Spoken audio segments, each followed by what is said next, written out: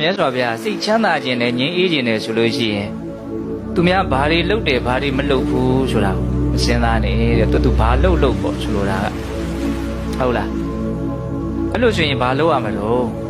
ဘာကိုစဉ်းစားရမှာတော့ဘာကိုဆင်ခြင်ရမှာတော့ဆိုတော့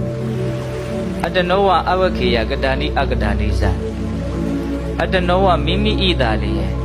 ကတာနိအကတာနိသပြုတ်သောအမှုတို့ကို၎င်းအကတာနိသမပြုတ်သောအမှုတို့ကို၎င်း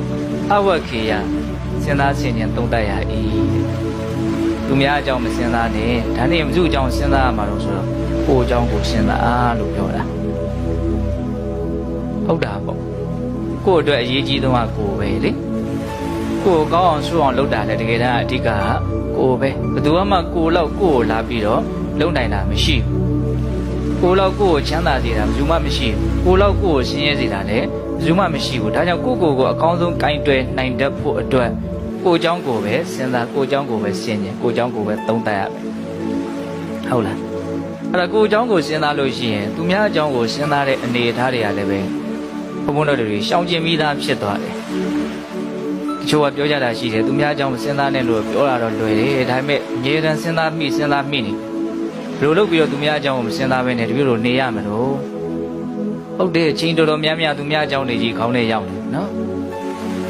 ဒါသူများအကြောင်းကိုစဉ်းစားတာကိုကိုယ်စိတ်ထဲကတိတ်ပြီးတော့မနစ်မြို့ဘူးမကြိုက်ဘူးကိုယ့်ကိုယ်ကိုမကြိုက်ဘူးဆိုရင်ဘာနဲ့အစားထိုးတဲ့လဲတို့မြင်ကိုယ်အကြောင်းကိုစဉ်းစားတာနဲ့အစားထိုးတဲ့ကိုယ်အကြောင်းကိုစဉ်းစားလို့ရှင်သူများအကြောင်းကိုစဉ်းစားလို့စဉ်းစားစရာမလိုသလိုဖြစ်သွားတနည်းအားဖြင့်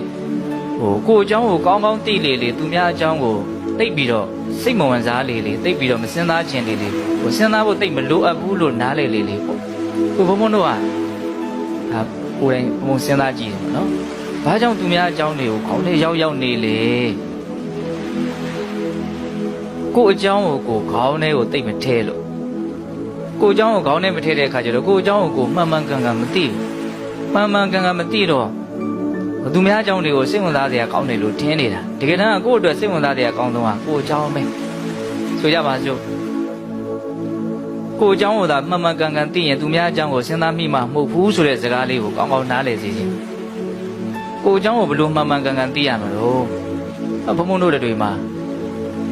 မပြေလေသေးတဲ့ပြဿနာတွေအများကြီးရှိတယ်မဖြေရှင်းရသေးတဲ့အရှုပ်အထွေးတွေအများကြီးရှိတယ်ဟုတ်လားပြောလို့ရှိရင်ဘုံဘုံတို့တွေကကိုယ်အကြောင်းကိုကောင်းကောင်းသိရင်အော်ငါတနာတရားအနေထားမလွတ်သေးဘူးဆိုတာကောင်းကောင်းသိနိုင်တေချာစဉ်းစားကြည့်ကို့မှာပြဿနာတွေတော့အရှုပ်အထွေးတွေတန်းလန်းနဲ့နေရတာတကယ်ကတော့အတိတ်ကာလကပြုခဲ့တဲ့အကုသိုလ်တွေတော့အကျိုးပေးခွင့်သာရင်အကျိုးပေးမယ်ဆိုတဲ့အနေအထားတွေတကယ်တမ်းကဒီခန္ဓာမှာကမ္မပစ္စယတတ္တိအနေနဲ့လိုက်နေတာရှိတယ်အဲ့ဒါတွေကိုဘုံဘုံတို့ခြေဖြတ်ပြီးပြီလားလို့ကိုမေးမယ်ဆိုရင်ဘယ်လိုပြောအခြေဖြတ်ရသေးဘူးနော်အခြေမရွေးသေးပြီးတော့အခြေမရွေးအတိတ်ကပြုခဲ့တဲ့အကုသိုလ်ကံတွေကကိုယ်နှိမ့်ဆက်နိုင်တယ်အဲ့တော့ကိုယ်မှာအဲ့ဒီတာဝန်ကြီးရှိသေးတယ်ပါလဲအဲ့ဒီအကုသိုလ်ကံတွေကိုခြေဖြတ်ဖို့ကိုယ်မှာတာဝန်ရှိတယ်အလုပ်ရှိတယ်ဟုတ်တယ်မဟုတ်လားပြီးတော့အနာဂတ်မှာလည်းပဲဘုံဘုံတို့တွေဟာတော့မကောင်းတာတွေကိုလှုပ်ခွင့်ပြောခွင့်ဆိုးခွင့်အများကြီးရှိနေတယ်ပြောရရင်စိတ်ရဲ့မှားယွင်းမှုတွေတော့အတိတ်ကလည်းမှားခဲ့တာအခုလည်းပဲအဲ့ဒီမှားတဲ့တတ္တိယပျောက်ပြီလားမပျောက်သေးဘူးအနာဂတ်လည်းပဲမှားအောင်ပါပဲမသိသေးဘူးဘဝအကြောင်းကိုမသိသေးဘူးမသိသေးတဲ့အခါကျတော့မမောမှုတွေမကျေနပ်မှုတွေအဲ့ဒါတွေကိုအခြေခံပြီးတော့ကာယကံမှားယွင်းမှုဝစီကံမှားယွင်းမှုမနောကံမှားယွင်းမှုကံသုံးပါးမှားယွင်းမှုတွေအနာဂတ်မှာဘုံဘုံတို့မှာဖြစ်လက်တန့်နေ